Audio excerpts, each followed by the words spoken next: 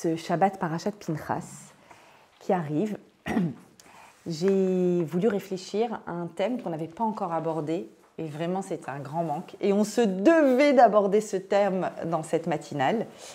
Et vous allez voir que ce thème est immédiatement lié à la période dans laquelle on vient de rentrer. Ce dimanche, on a jeûné, on a fait le jeûne de 17 Tammuz, j'espère que ça s'est bien passé. Et on a donc jeûné et on s'est endeuillé du fait d'une muraille, la muraille autour de Jérusalem, qui a eu une brèche et qui n'était plus en mesure de nous protéger comme elle devait nous protéger. Et chez nous, le deuil, ce n'est pas une commémoration, de la même façon qu'une fête n'est pas une commémoration, c'est rentrer dans ce temps-là. Et si c'est un temps de deuil, c'est un temps propice à quoi? À la réparation de la raison du deuil.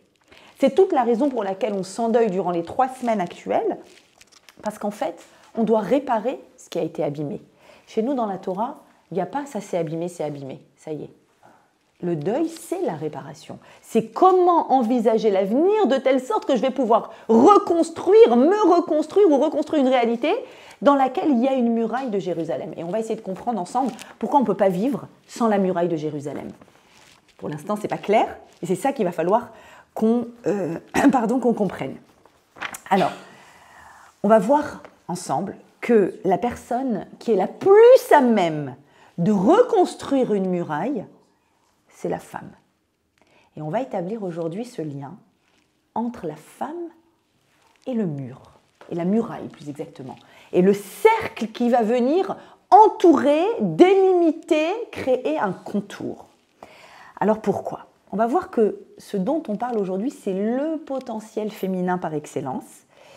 Et cette semaine particulièrement, on a de la chance, parce qu'on rentre dans les 3 semaines donc, de reconstruction du temple, et on rentre dans ces 3 semaines avec une aide magnifique, l'aide de 5 femmes. Il y a 5 femmes, 5 sœurs, cette semaine, dans la paracha de la semaine. Je n'avais encore jamais évoqué avec vous dans les matinales ces 5 sœurs-là, très connues dans la Bible. J'ai nommé les 5 filles de Tsélophrad.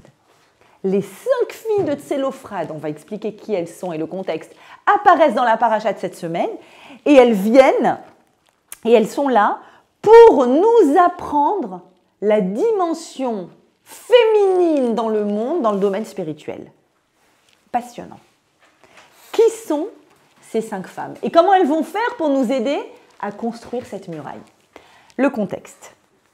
En fait, cette semaine, on est dans la paracha, vous l'aurez compris, de ce que j'ai appelé le féminisme biblique. Et c'est vrai, on fait des cours de Torah depuis des années, ensemble, dans cette matinale, et on n'a pas encore parlé de ce phénomène central de société, le féminisme. Et moi, j'ai créé un nouveau concept, le féminisme biblique. Pas le féminisme idéologique.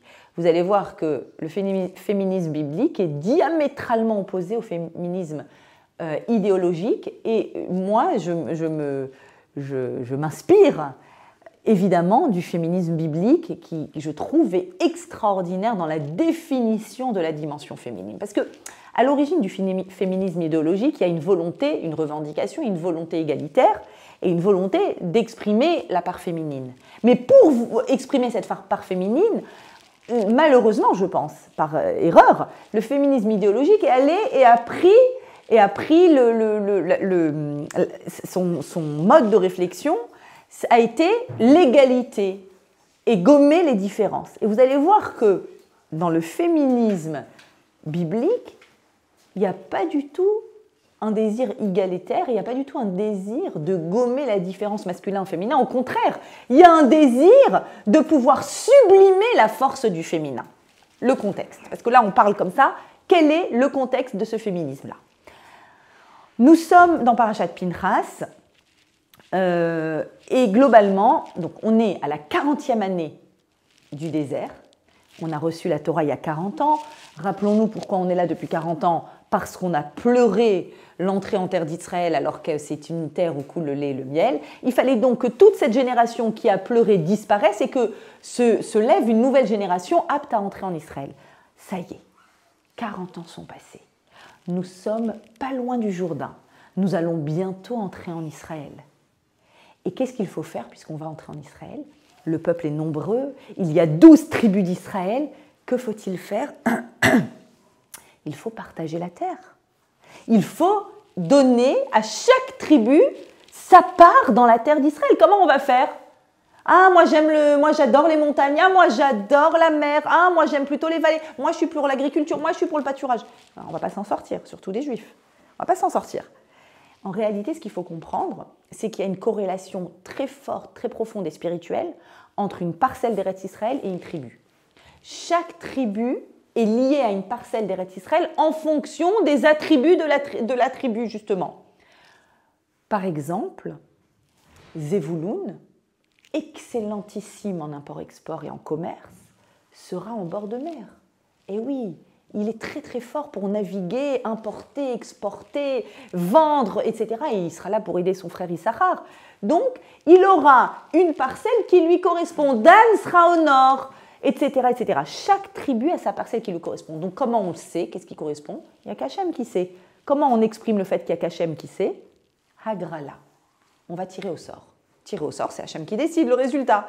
La tribu de Réhouven, où est-ce qu'elle va? Dans tel endroit, on tire au sort. Ah, Réhouven, tu es dans telle tribu. Ok. Et donc, juste avant de tirer au sort, étant donné qu'il faut donner une plus grande parcelle à ceux qui sont plus nombreux, c'est logique, et une plus petite à ceux qui sont moins nombreux, on va d'abord recenser le nombre des béné Israël, puis faire le tirage au sort. Et le tirage au sort est fait, chacun reçoit sa parcelle. Et voilà que 5 sœurs apparaissent. 5 filles de Tselophrad. Elles apparaissent et qu'est-ce qu'elles font? On va regarder le texte, il est fondamental. On va étudier le texte. Vatikravna, elles s'approchent, ça vient du mot karov. Elles s'approchent, elles ont un désir de proximité. Les filles de Tselophrad, alors on nous dit leur généalogie, elles sont de la tribu de Ménaché. On nous donne même leurs 5 noms, Machla, Noach, Hogla, Milka, Tirtsa.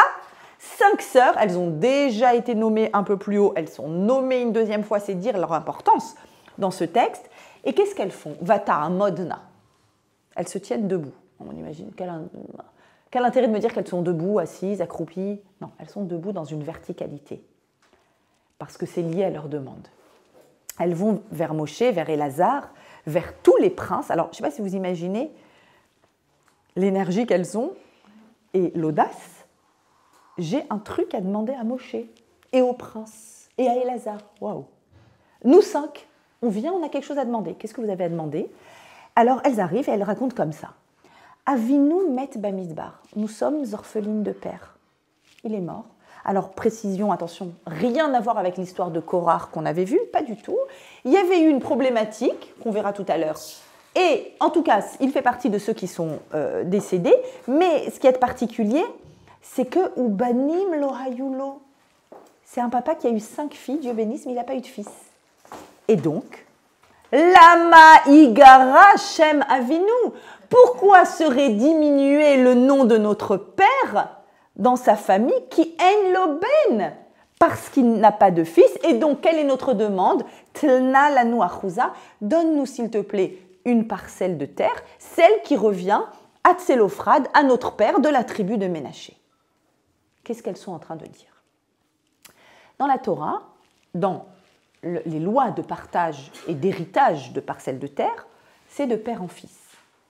Le père en tant que faisant partie de la tribu un tel, Ménaché. Ménaché a le droit à tout ça. Toi, tu as le droit à telle part dans Ménaché. Maintenant, voilà qu'un homme, c'est le seul cas, a 5 filles, n'a pas de fils. Normalement, Tselophrad, s'il était en vie, il a le droit à une parcelle, on est d'accord. Il est mort. Et donc, sa parcelle, elle est perdue. Puisque, normalement, il aurait dû immédiatement la léguer à son fils. Et donc, on aurait pu imaginer, nous, lecteurs du XXIe siècle, on dit, pas juste. Pourquoi ça passe aux fils et pas aux filles? C'est pas ça qu'elles disent. Elles disent Lama Yigara. Pourquoi il devrait diminuer le nom de notre père? C'est-à-dire qu'il y a ici non pas une injustice masculin-féminin, il y a ici une injustice de perte de ce qui revient à notre père, de la part.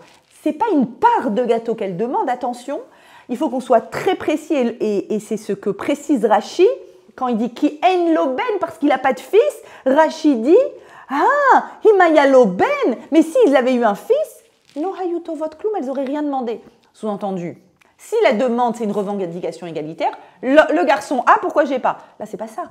C'est qu'on a perdu la partie, la définition de ce qui revient à notre famille, la famille de Tsélophrade. Et on va voir très précisément qu'est-ce qu'elles sont en train de dire. Quoi qu'il en soit, elles viennent avec cette demande. Moshe ne sait pas quoi répondre. Il dit 2 secondes, je demande à Dieu. Il va demander à Dieu, et là, les filles de Tsélophrade sont encensées. Waouh, waouh, waouh, magnifique. Elles ont raison, c'est juste ce qu'elles demandent. La part du père ne doit pas être perdue, il faut la maintenir. Et d'ailleurs, voici les halachot dans tel et tel et tel cas. Et la suite de la paracha, c'est les halachot de Nachala, d'héritage, à qui ça revient au cas où un homme a eu des filles et pas de fils. Mais en tout cas, ce n'est pas perdu. Première remarque très importante. Dans les mots qui sont utilisés quand elles viennent avec cette demande, quelle est notre part? Je vais le dire comme ça. 5 filles, 5 sœurs qui demandent quelle est notre part. Les mots qui sont utilisés, vatikravna, elles s'approchent. Vatamodna, elles se tiennent debout. Lamaïgara, pourquoi ils se seraient diminués? On trouve ces 3 termes ensemble, il n'y a pas longtemps, chez des gens qui sont venus chez Moshe et qui ont demandé quelque chose qui paraissait étonnant. Parce que venir chez Moshe et demander quelque chose quand on vient de recevoir la Torah, on a envie de lui dire, bah, tu sais quoi, il y a la Torah, vas-y, regarde.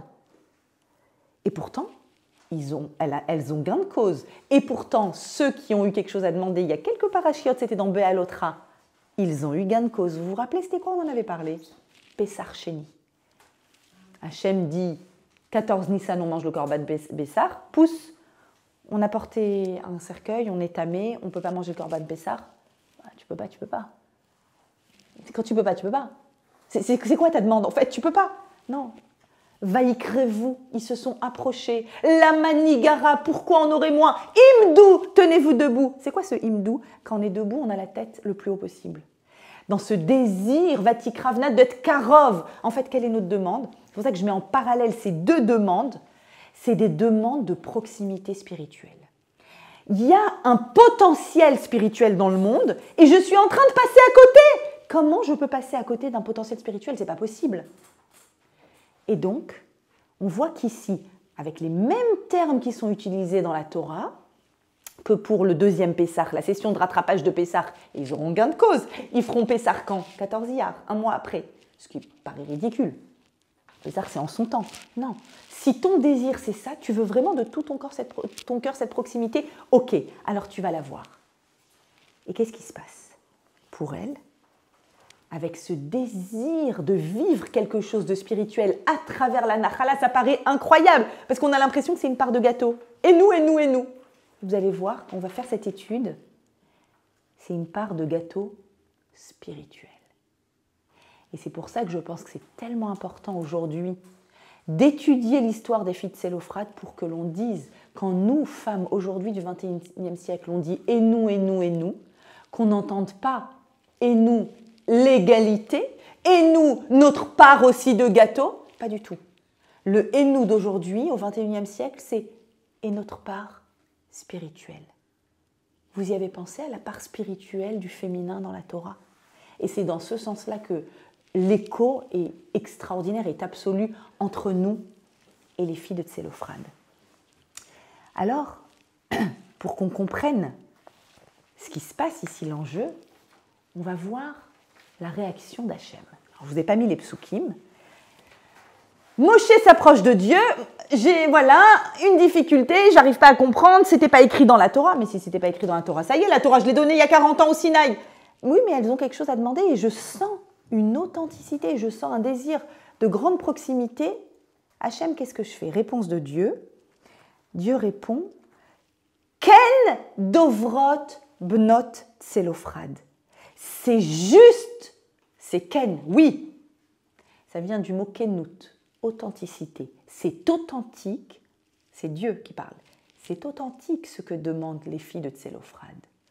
Et Rashi, alors, best Rashi ever, regardez ce qu'il y a écrit. Il y a écrit comme ça.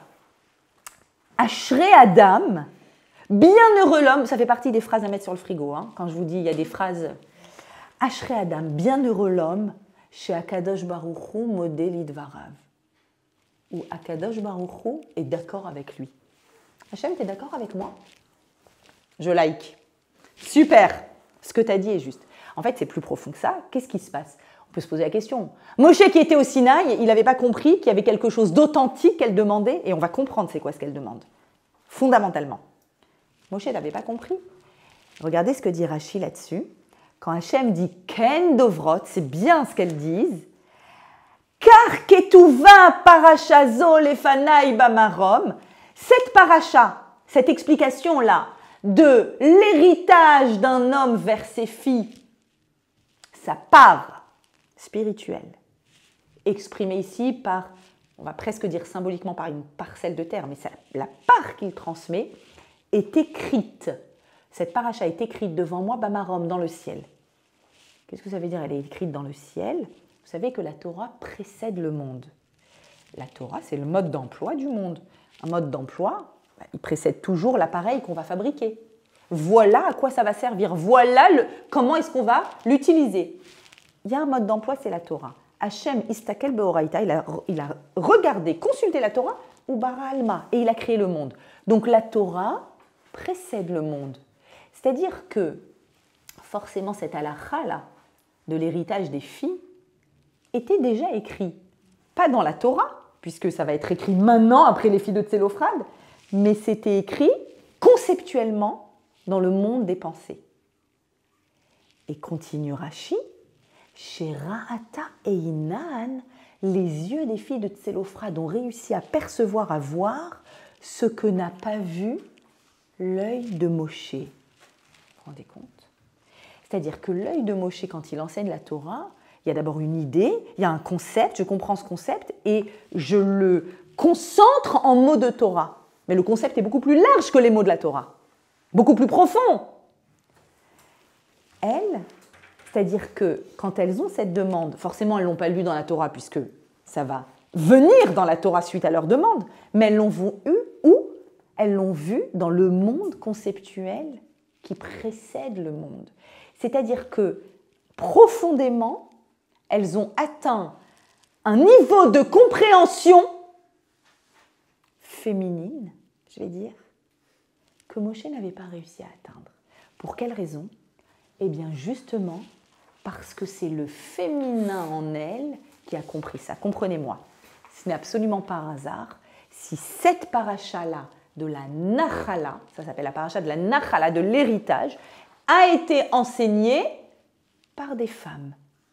Et la suite de Rashi, c'est Moshe, normalement c'est lui qui a enseigné toute la Torah, mais Zachou, elles ont eu le mérite, elles, que ce soit elles qui l'enseignent. Comprenez, Moshe est le leader et l'enseignant de la Torah. Mais il y a une partie de la Torah, il faut que ce soit des femmes qui l'enseignent. Qui l'enseignent, c'est-à-dire qui l'innovent dans le monde, qui inaugurent cette compréhension-là du monde. On va tout de suite comprendre quoi? Patientez 2 secondes.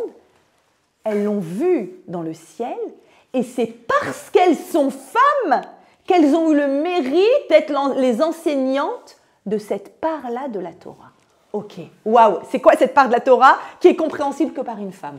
Pas que par une femme, mais en premier par une femme, je me reprends. En premier lieu. D'abord, pourquoi? Parce que c'est la dimension féminine de la femme qui a compris ça. Qu'est-ce que j'appelle la dimension féminine de la femme? Dans tout ce cours, mesdames, pour qu'on comprenne ce qu'est le féminisme biblique, il va falloir que vous compreniez bien la distinction entre une femme et la dimension féminine. Bien entendu, une femme est remplie de dimensions féminines, enfin, il faut l'espérer. Il y a de la dimension féminine dans l'homme, il y a de la dimension masculine dans la femme. Il y a plus de dimensions féminines que masculines dans la femme, même au niveau hormonal, on peut le dire.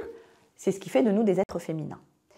La dimension féminine qui est en moi me fait faire certaines choses. La dimension masculine qui est en moi me fait faire d'autres choses. Très bien. Qu'est-ce que la dimension masculine qui est en moi me fait faire? Elle me fait foncer, aller de l'avant avoir des projets, avoir des objectifs. Je le fais. Je me lève, je viens vous donner un chiour, j'ai envie, et on a des objectifs. Toutes, autant que nous sommes. Notre dimension masculine, fondamentale, nous fait faire ça. Attention, le risque. Si je n'ai pas une dimension féminine en moi, si l'homme n'a pas une dimension féminine en lui, pareil, qui m'empêche de trahir qui je suis. Pourquoi je risque de trahir qui je suis? Parce que si je suis que dans la fuite et dans la course en avant, à un moment, je vais peut-être perdre de vue la définition de ce que je suis. Je vais peut-être m'éparpiller. Je vais peut-être oublier l'élément et le point central identitaire et oublier finalement quel est le centre et qu'est-ce qui est la périphérie du centre, du fait de ce mouvement en avant. Et donc, en effet, il va falloir que la dimension féminine qui est en moi puisse maintenir, contenir les mouvements et les courses en avant. On va essayer d'expliquer encore un peu plus profondément. Hachem a créé ce monde, le monde, avec deux polarités. La polarité masculine et la polarité féminine. Où? Dès le premier verset de la Torah. Dans le premier verset de la Torah, Bereshit bara Elokim, quoi? Et Hashamaim, le ciel et la terre. Le ciel représente la dimension masculine du monde. La terre, la dimension féminine. Le ciel, c'est quoi? C'est la diffusion. C'est le don, c'est l'épanchement, c'est la profusion. Il n'y a pas de limite, il n'y a pas de contour. C'est à l'infini le ciel. La terre, une limite, un contour, un réceptacle qui reçoit ce qui est donné, qui transforme, qui produit. Tout ça avec la notion, attention, de contenant, de limite. Pourquoi de limite? Parce que l'épanchement, le don, la profusion, c'est extraordinaire. Mais s'il n'y a pas un contenant pour le tenir, il n'y a plus de bracha. La bracha provient du contenant. Voilà, toute cette profusion, elle tient là-dedans.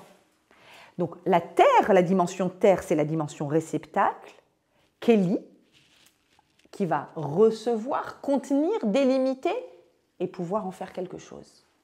Le masculin qui donne, le féminin qui reçoit. La terre est toujours de dimension féminine. Vous remarquez ici aussi la première sphira, la première sphère en Kabbalah qui est le chesed, le don, la deuxième qui est la rigueur, c'est-à-dire la retenue, le fait de contenir. Toujours ces deux polarités. La troisième, c'est l'équilibre entre les deux. Il y a toujours ces deux polarités. Je vais aller plus loin. Le premier ordre qu'Hachem donne, bon, évidemment, quand il crée Bereshit, on a dit Bereshit. Ensuite, quand il crée le monde, il le crée Zachar et Nekeva, masculin, féminin. Et le premier ordre que Dieu donne à Adam et Ève, à Adam, à ce moment-là, il le met dans le Gan Eden, il donne un ordre, le premier de la Torah, le premier. Quand Hachem demande quelque chose à l'homme, la première fois, Vayanicheu began Eden, il a mis Adam dans le Gan Eden et il lui dit, quoi? Les Avda ou les Shomra. Souvent, je vous explique ça. Pour le cultiver et le protéger.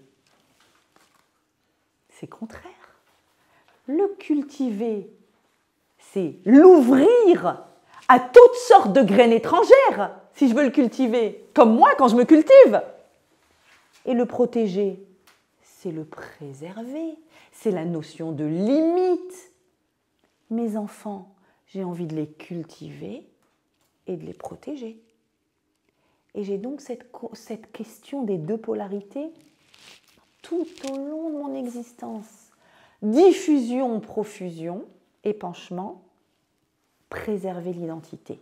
Donc, le juste équilibre des deux. Aller en avant, être dans une démarche proactive, chercher à atteindre des choses, se fixer des objectifs, avancer, changer, maintenir mon identité. Faire cette démarche en avant, tout en ne trahissant pas ce que je suis fondamentalement. La dimension masculine du monde et cette dimension de profusion, vous l'aurez compris, la dimension féminine dans le monde, j'exprime le féminin qui est en moi, que je sois un homme ou une femme, au moment où je dis oui, mais attention, dire qui je suis. Oui, je peux faire tout ceci, tout cela. Est-ce que je me rappelle du point central, du point identitaire? Je vais aller encore plus loin avec vous. Les 6 jours de la semaine sont masculins, le Shabbat est féminin, Shabbat Malketa. Pourquoi? Les 6 jours de la semaine, c'est cette obligation d'aller de l'avant, de construire, de transformer, de se projeter. Et Shabbat, j'oublie pas qui je suis. Stop, j'arrête cette course en avant et je me reconcentre. À quoi sert le Shabbat, si ce n'est pas ça? À oublier tous les défis, tous les objectifs, tous les fantasmes du devenir et revenir à l'être. Qui je suis? Qui on est? Qu'est-ce qui nous constitue? Quel est le fil conducteur, le fil rouge de ma famille, de mon être, de ma personne? La neshama, la flamme. On revient à cette flamme toujours. Shabbat, je contiens. 6 jours, je fonce. Shabbat, je contiens. Et c'est ce qui donne la bracha aux 6 jours de la semaine. Puisque du coup, ça donne son sens aux 6 jours de la semaine. J'avance, j'avance, j'avance pour être. J'avance pour être. Etc., etc. On peut aussi dire que ces 2 éléments, sur la base desquels Dieu a créé le monde, c'est le socle du monde, le temps et l'espace. Le temps, devinez, le temps qui avance, il est forcément masculin. L'espace qui est une délimitation, qui est une frontière posée, c'est forcément féminin. Donc on a dans toute création la nécessité de créer l'équilibre entre le mouvement et l'identité. Le mouvement et l'identité. Vous êtes avec moi? C'est, je vous l'ai déjà dit, c'est exactement ce qu'on retrouve dans les battements du cœur. C'est le bruit de la vie. Toutou, toutou, toutou. C'est quoi ce bruit de la vie? J'adore quand ils mettent le monito et qu'on entend le bruit de la vie. J'adore, c'est trop beau. C'est quoi? Ouvrir, fermer. Ouvrir, fermer. C'est quoi? La nécessité, l'épanchement, la nécessité de garder, préserver, protéger. Et on est là-dedans tout au long de notre vie. De 0 à 120 ans, on cherche l'équilibre entre les deux. Des fois, je vous le dis en rigolant, le pied au travail, le pied à la maison. Des fois, c'est un désir justement de pouvoir s'ouvrir à toutes sortes d'altérités, tout en se posant la question, oups, quel est le risque d'assimilation? Oups, quel est le risque pour mes enfants?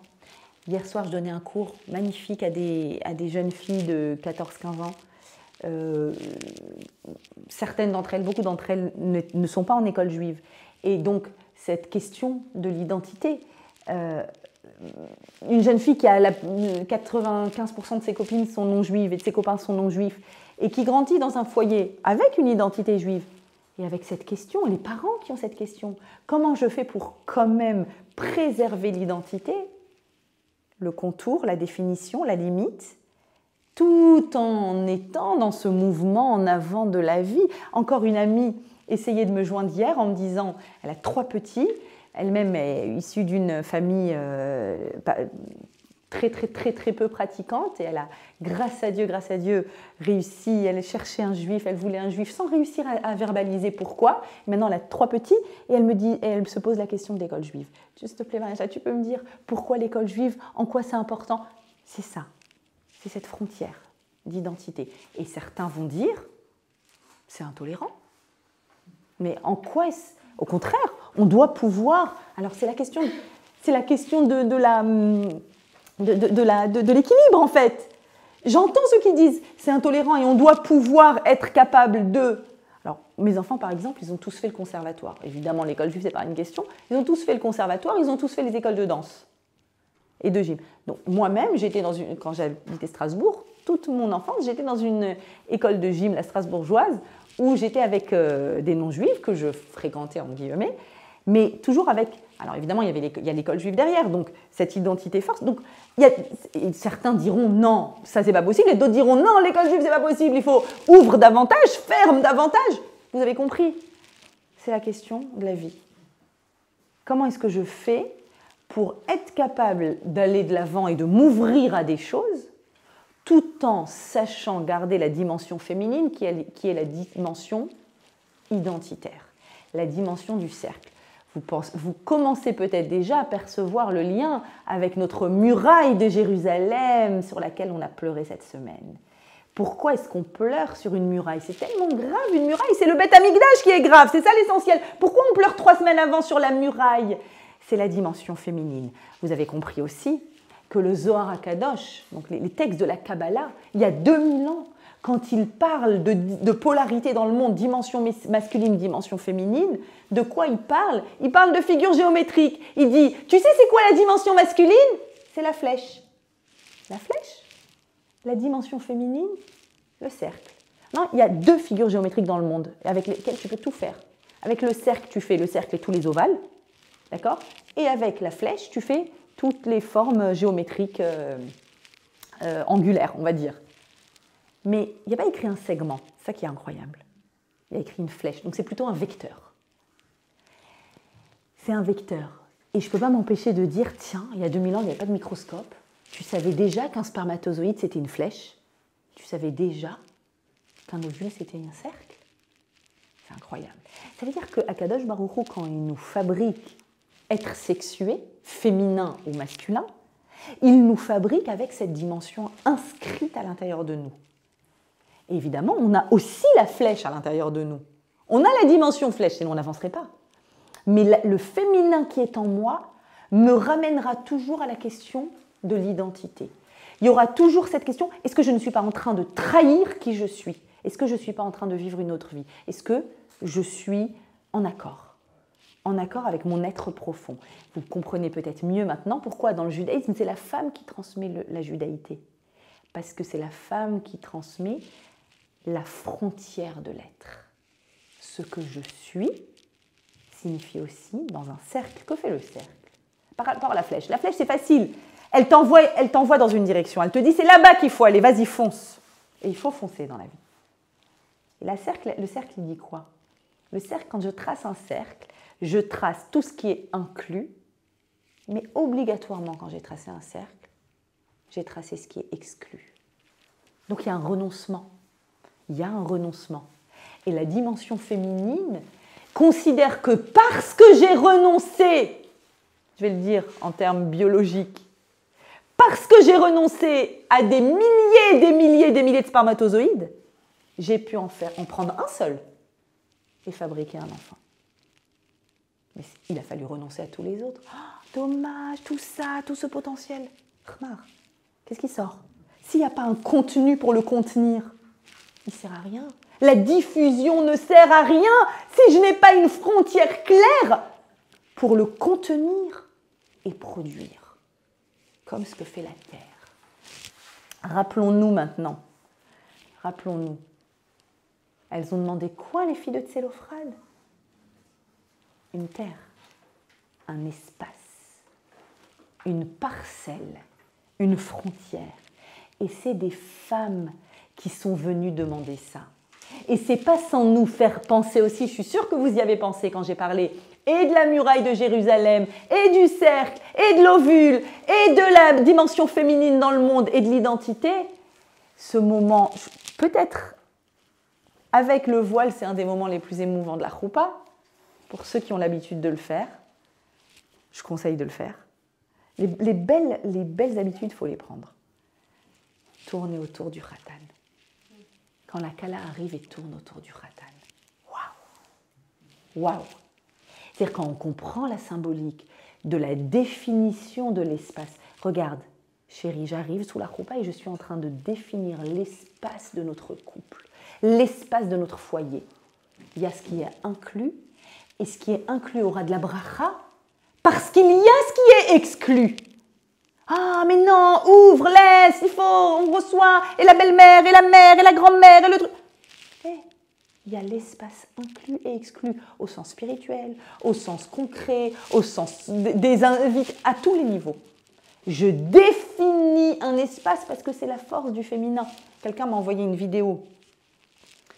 Je ne sais pas comment la définir, cette vidéo, d'une choupa. Je ne pense pas que c'était une mascarade, c'était une vraie choupa, mais qui se veut égalitaire. Alors, je ne sais pas quel est le mouvement qui veut que tout soit pareil. Alors d'accord, tu me mets la bague, je te mets la bague, tu me... Mais ça c'est oublier que signifie la dimension du féminin et du masculin. Et à un moment, qu'est-ce que je vois dans la choupa? Je pleurais de rire. L'homme qui vient et qui tourne autour de la femme. Yarmar, t'as pas compris en fait que c'est pas un qui est mieux que l'autre, un qui est moins bien que l'autre. Chacun doit utiliser la force qu'Hachem lui a donnée pour pouvoir remplir sa mission au maximum. Moi, je peux pas faire Birkat Kohanim, je peux pas, je suis pas Kohen. Je peux pas, je suis pas moins bien, je suis pas mieux. C'est juste qu'il n'y a pas ça en moi. S'il y a en moi du féminin, alors je peux venir et tourner. Je peux venir et dire mon rôle, pas exclusif. Pas exclusif. Un homme a du féminin en lui. Mais mon rôle le prioritaire et mon rôle majoritaire, c'est ça que je veux dire, mon rôle majoritaire dans la dimension couple, c'est de venir et de définir cet espace. C'est pour ça qu'on dit aussi que le féminin, c'est plus Midat Hadin. On aurait imaginé Midat HaChesed, on est dans le don, on est dans l'amour, c'est vrai. Mais Midat Hadin, dans quel sens? Dans le sens, je crée cet espace, je crée cette frontière. Moi, dans mon couple, je dis beaucoup plus oui que non. Mon mari, il dit plus non, et moi, je dis plus oui. Mais j'ai remarqué, parce que je suis une faible, c'est tout. Et dans chaque couple, c'est autrement, et c'est très bien comme ça. Juste ce qu'il faut, c'est qu'il y ait les deux. Ça, c'est important. Et ce que j'ai remarqué, dès qu'il s'agit de l'identité, ou Khalila d'une perte identitaire, ou d'une valeur, ou d'un truc, je deviens une lionne.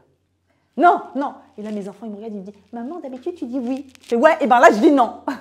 Et je deviens vraiment, à ce moment-là, très rigide.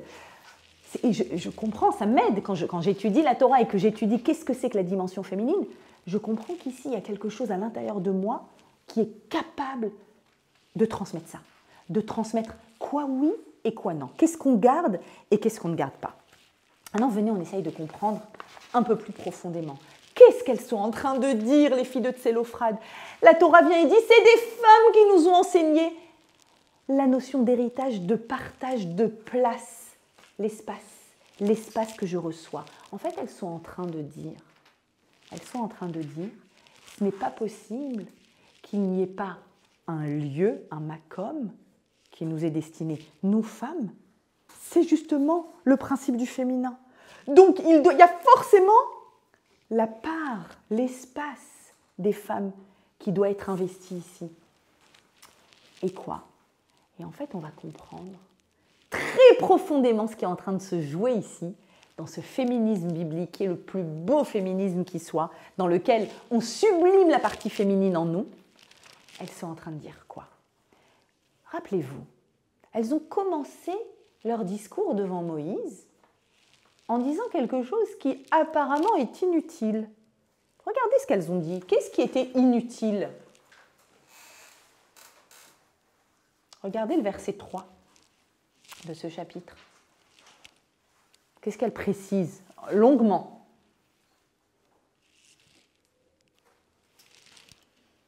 Avinu, Met Bamidbar. Alors, ok, que le père est décédé, on comprend que c'est utile. Mais toute une précision. Qui Becheto Met. Alors, il a fait partie de Korach, mais il est mort à cause de sa faute. Il a fait une faute. On va voir laquelle. Et c'est à cause de sa faute qu'il est mort. Et donc, on vient et on demande notre part. Non, dis juste, on est orpheline. Quelle est notre part? Ah non, c'est pas ça qu'elle demande. Elles disent pas, on est orpheline, on n'a pas où habiter, donne-nous. C'est pas ça qu'elles disent. Elles disent pas, et c'est pas juste que les garçons et les filles. C'est pas ça. Elles sont en train d'insister sur quelque chose qui s'est passé avec papa. Quelque chose s'est passé avec papa, et nous on vient et on va réparer ce qui s'est passé. La dimension féminine va venir. Qu'est-ce qui s'est passé avec papa? Alors là, on va aller demander au texte de la Gemara. Rashi reprend la Gemara, et on sait ce qui s'est passé. Pourquoi? Parce que la paracha, dans Shlach Lecha, il n'y a pas longtemps, elle nous a raconté, elle n'avait pas dit que c'était Tsélophrad, mais elle nous a raconté ce qui s'est passé. On va se rafraîchir la mémoire. Rashi vient et nous l'explique, il nous dit qui était ce papa? Rabbi Akiva Omer.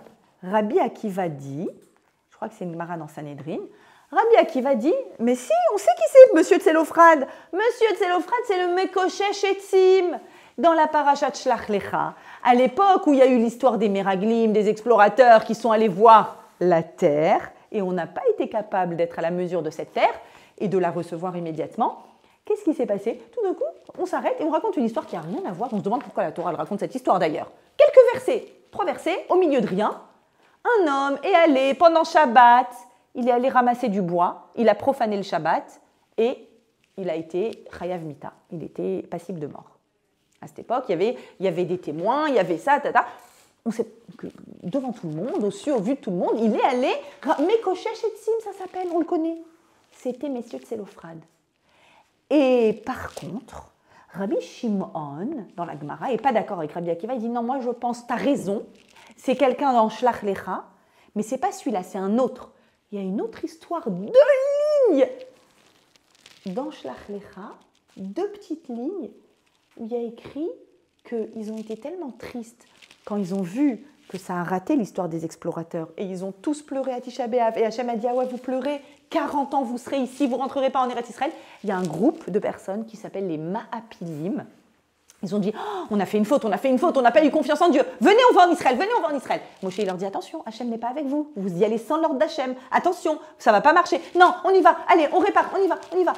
Une sorte de pulsion spontanée, de désir, de fanatisme un petit peu. On y va, on y va. Ils se sont fait décimer par Amalek. Qui est Tselophrad? Un des Ma'apilim.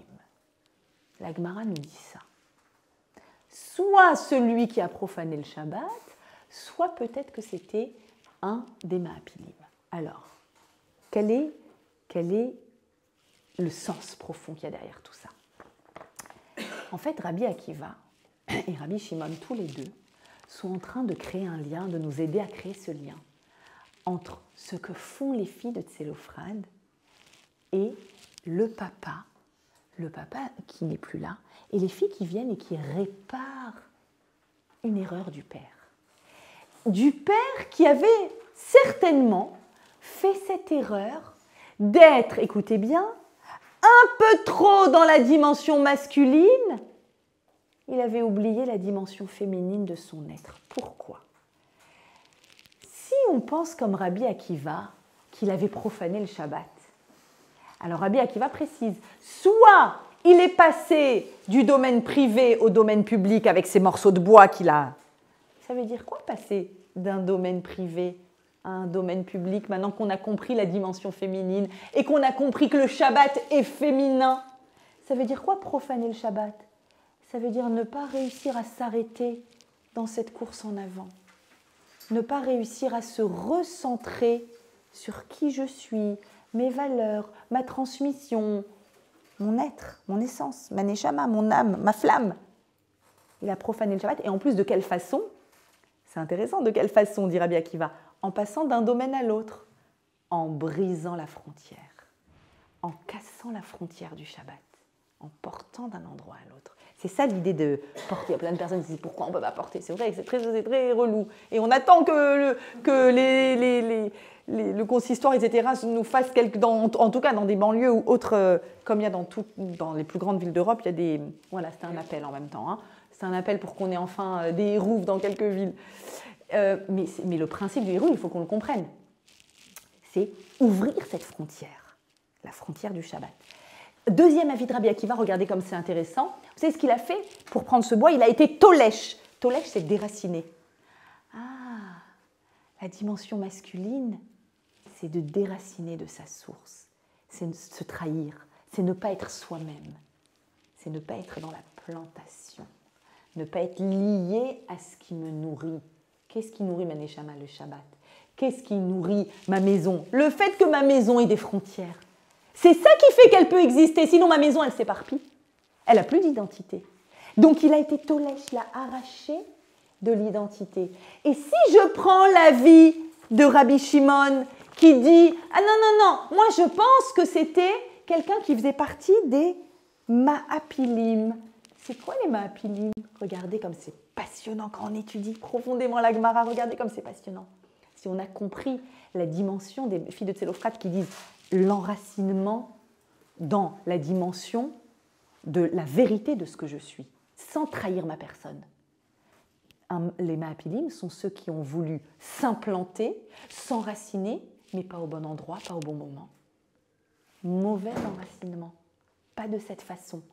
Et donc, que ce soit l'un ou l'autre, on est dans les deux extrêmes, mais on parle de la même chose dans les deux cas. Déraciner, enraciner, pas là où il faut, pas comme il faut. Vous comprenez l'enjeu ici?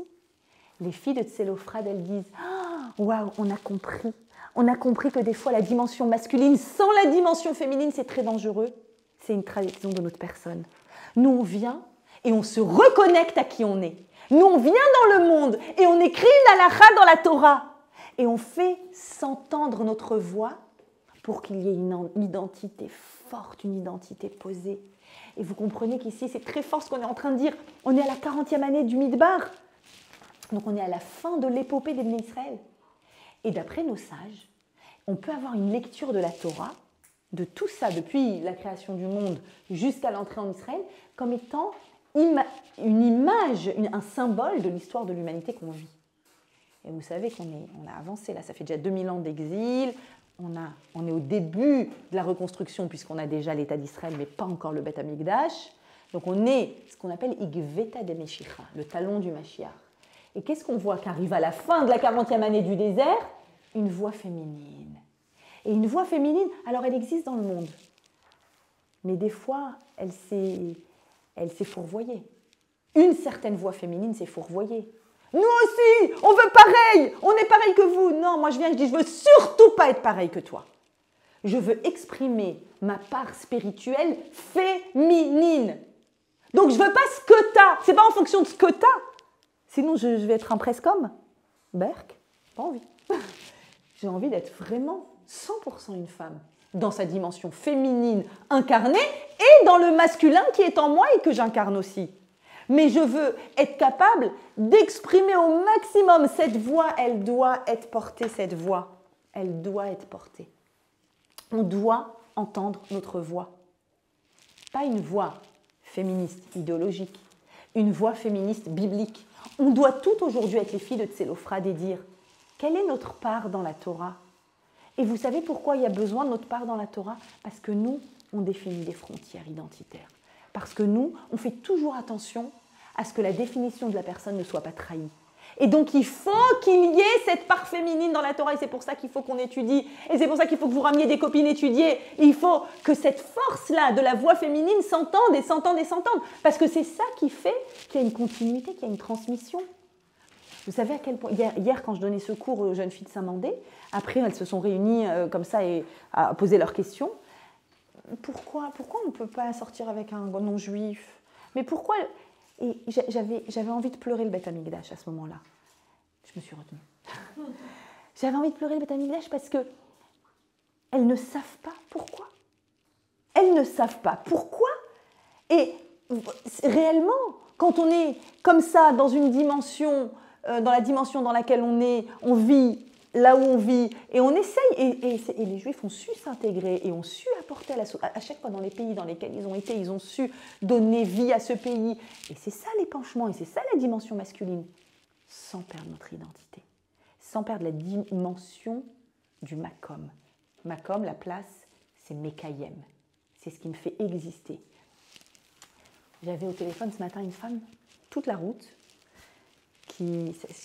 ça m'arrachait les larmes, qui est dans des problèmes de couple qui n'en finissent pas, et qui est allée et qui est dans une relation extra-conjugale avec un non-juif.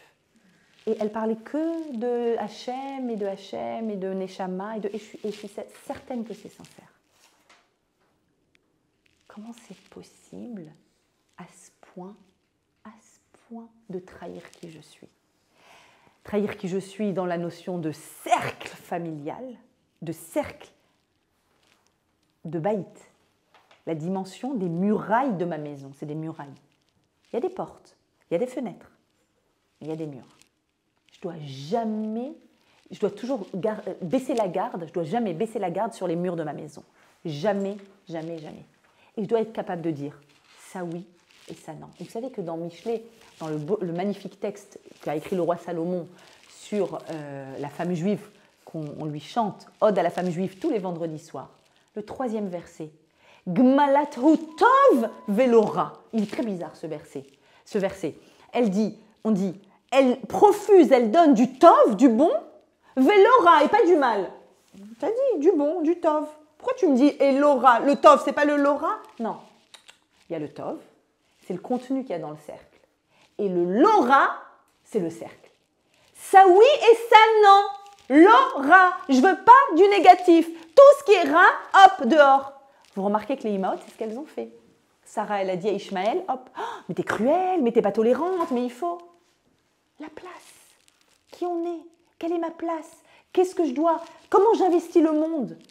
Là oui et là non. Ça c'est à moi, ça c'est pas à moi. Une autre femme aussi, une conversation qui date d'hier, qui m'a brisé le cœur. Il y en a trop, hein. Qui est divorcée et elle marie son premier fils et le papa s'est remarié et avec qui le papa qui a un problème de frontières hallucinante et de place et de à chacun retrouver sa place maintenant. Après le divorce, chacun doit être à sa place. Et le papa, il décide d'occuper tout l'espace parce qu'il y a le mariage du fils aîné et pour acheter la robe de la fille suivante, qu'est-ce qu'il fait? Il demande à sa nouvelle femme d'aller acheter la robe. Il dit, elle a une maman peut-être? Ça va? Tout va? Pourquoi tu prends une place qui n'est pas la tienne? La frontière. Et ça, c'est le principe masculin, de briser les frontières. Principe féminin, maintenir ses frontières. C'est ce qui fait des fois des accrochages compliqués. T'es trop dur, t'es trop strict, t'es trop... Qu'est-ce qui fait que les garçons ont beaucoup de mal? Vous savez qu'à force de travailler avec des étudiants, ils me disent, ils s'ouvrent à des moments, ils me disent « Non mais attends, franchement, les non-juives, elles sont beaucoup moins prises de tête. » Vous vous rappelez de ces phrases-là? Mais je vais vous dire ce qu'ils disent quand ils disent ça, c'est vrai.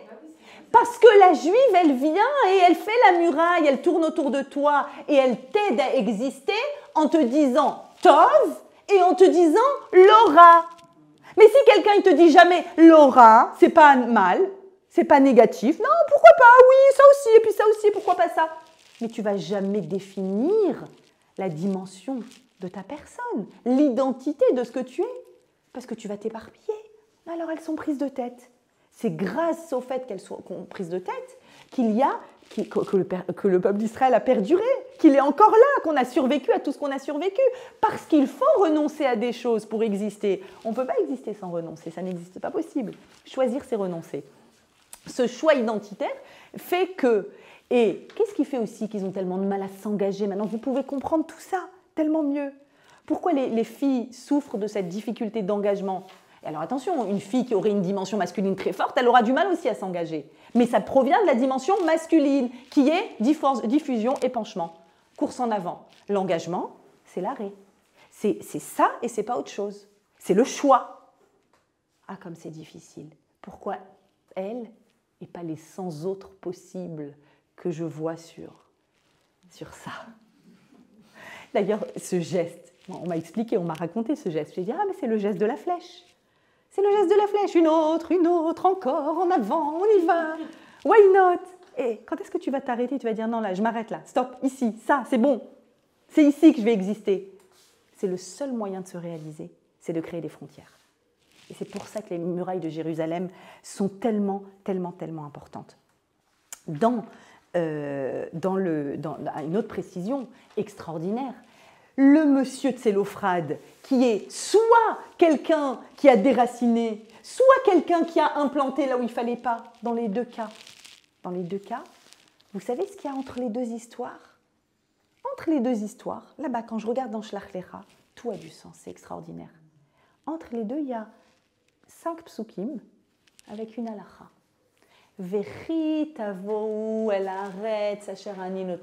Quand vous arriverez dans la terre que je vous ai promise, la terre, l'endroit, le lieu, l'existence,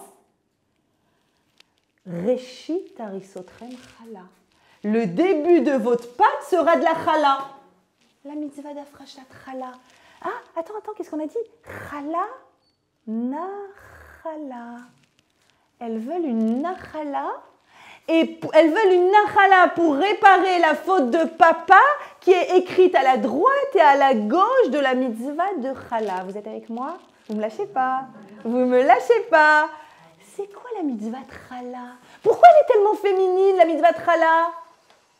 C'est nous. On peut demander à son chéri de le faire. Mais à chaque fois, il m'appelle, il me dit « Attends, redis-moi combien, je ne sais pas. » Ah, c'est bon, chéri, j'arrive, je fais la chala. par abus de langage, on va appeler le pain de Shabbat la challah. Mais la challah, c'est quoi? C'est le petit bout de pâte que je prends. Maintenant, regardez ce qu'il dit, ce petit bout de pâte.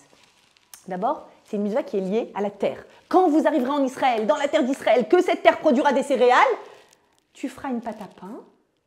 Et cette pâte à pain, hop, un bout, tu vas le prendre et tu vas le définir comme étant la challah, le lieu de connexion entre le haut et le bas. Et cette challah, elle sera pour qui? Pour le Kohen. Qu'est-ce que je fais quand je prends un bout et que je dis ce bout il est ça et le reste il est ça? Qu'est-ce que je suis en train de faire? Je ne suis pas en train de définir une dimension féminine là? Je suis en train de créer la frontière de ce morceau. Ça c'est pour le Kohen. Et comme ça c'est pour le Kohen, donc tout ça maintenant, on va pouvoir le consommer. C'est-à-dire ce point-là, c'est le point d'identité qui donne vie à tout le reste. Comme le Shabbat par rapport aux 6 jours de la semaine. D'accord? Vous êtes avec moi? Et donc, la challah, c'est cette mitzvah-là. Par exemple, la Gemara, elle vient, elle dit, mais pour que vous compreniez la challah, une femme, elle vient, elle dit, ah, elle est belle ma pâte. C'est quoi? Allez, toute ma pâte challah. Là, je suis de bonne humeur, j'ai envie de le faire kiffer, là, monsieur Cohen à côté. Allez, viens, le pauvre, à chaque fois, je viens, je lui amène une petite challah comme ça. Il mérite. Je vais lui amener mes 2 kilos. Ma pâte, elle est challah. Qu'est-ce qu'elle dit, la Gemara? Lo amra kloum. T'as rien dit. T'as rien dit, t'as rien compris. C'est-à-dire que de dire que tout est dans la définition de ce point central, t'as rien dit. Non, il faut que tu définisses le point d'identité de la challah. Et là, tu accordes vie à tout le reste aussi. Les 6 jours de la semaine, ils existent grâce au Shabbat. Si tu dis ma semaine, elle est Shabbat, t'as dit quelque chose? T'as ni Shabbat, ni semaine. T'as rien.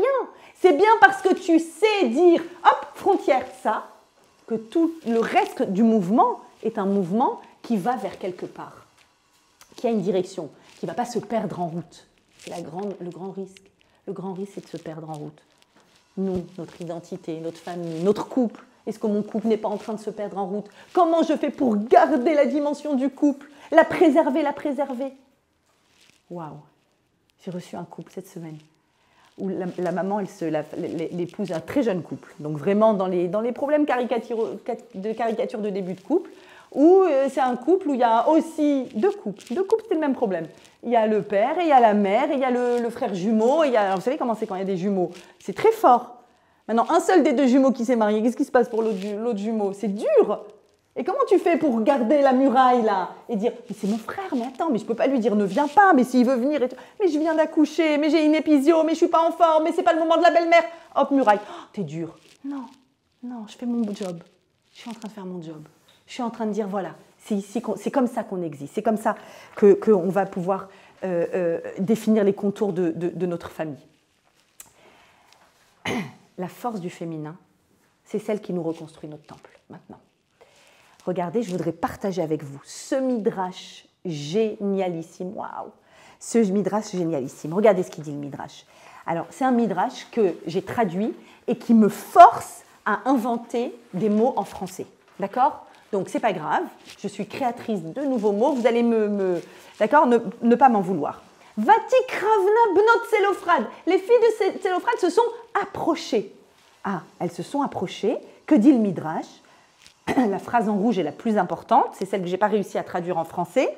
Au Torador, dans cette génération-là, cette génération post-Sinaï, Hayu Hanashim, Godrot, les femmes barriérées, elles faisaient des barrières, j'ai inventé le verbe barriérer.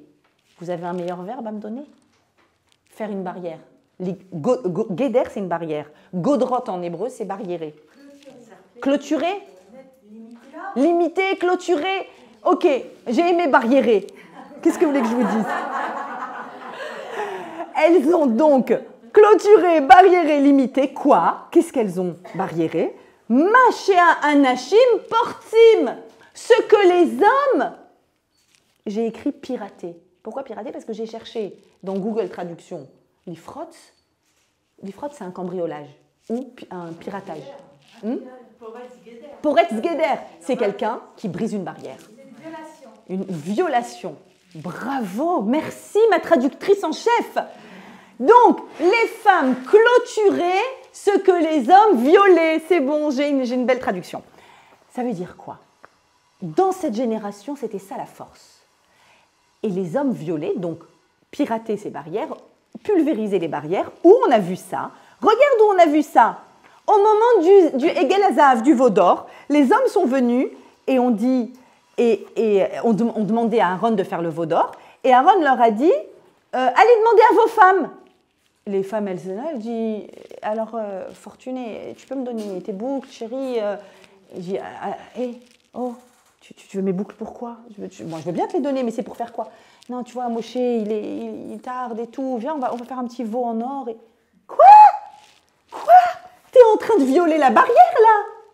Mais ça va pas, Et il y a eu des histoires telles dans toutes les maisons que le Midrash vient, il dit, il n'y en a pas un qui a eu une bague de sa femme. Pas un sur tout le peuple d'Israël.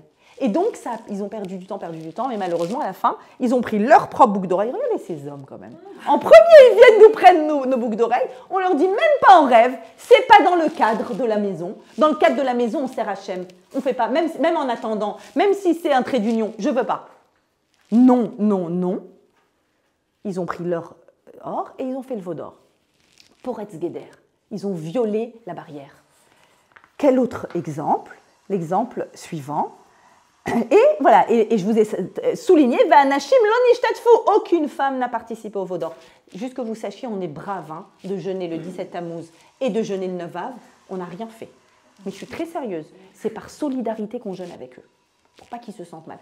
On n'a rien fait, on n'a pleuré ni le 17 Tammuz ni le 9 Av. Et regardez la suite, au moment des explorateurs, donc la suite, le 9 Av, le peuple Vayilonu alav, ils se sont plaints et sur eux il y a eu le décret.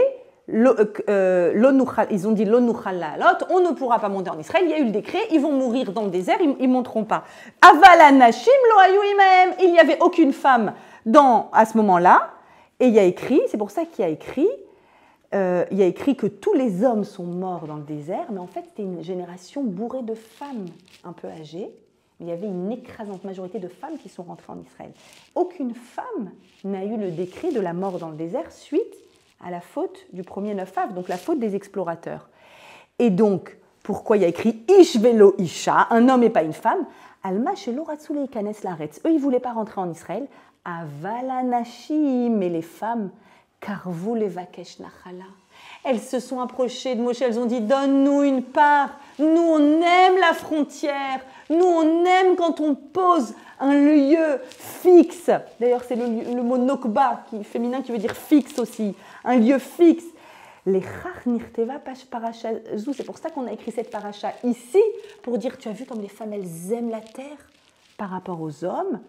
Et de là, on apprend, regardez la phrase qui conclut le Midrash, Misham, partsu à Anashim, sachez que les hommes ont pulvérisé, ont violé des barrières, vegadrou anashim, et les femmes sont venues et ont de nouveau recréé la barrière derrière. Le Midrash, magnifique. Je termine en vous racontant aussi ce qui est écrit dans la Gemara Yevamot, page 62, pour vous donner la force de reconstruire les murailles de Jérusalem. Plus la muraille de Jérusalem sera reconstruite, plus on arrivera derrière à construire le temple. Parce qu'on ne peut pas construire un temple s'il n'y a pas d'abord la protection de ce temple. Nous, on est là, on fabrique la protection de ce temple. Il y aura cette protection, il y aura cette identité, il y aura cette vérité intérieure qui n'est pas trahie, il y aura le temple. La Gemara dans Yevamot dit comme ça, « Sharoui beloisha » celui qui se trouve sans sa femme, « Sharoui belochoma » se trouve sans muraille. D'où tu sais que la femme, elle apporte la muraille? Je le sais, parce qu'il y a un pasouk dans Irmiyahu qui dit Nekeva tesovev gever, une femme contournera un homme, c'est-à-dire que tout ce qui est sévev, le contour, le rond, la limite, la frontière, le fait de maintenir, ça provient du féminin. Ça provient du féminin et donc c'est la force du féminin et c'est ce qui donne vie à la polarité masculin-féminin dans le foyer, c'est ce qui donne vie au clan d'Israël, c'est ce qui donne vie à la possibilité d'avoir une identité, de la maintenir et de la transmettre. Bezrat Hashem, cette semaine, on construit des murs, tous ensemble.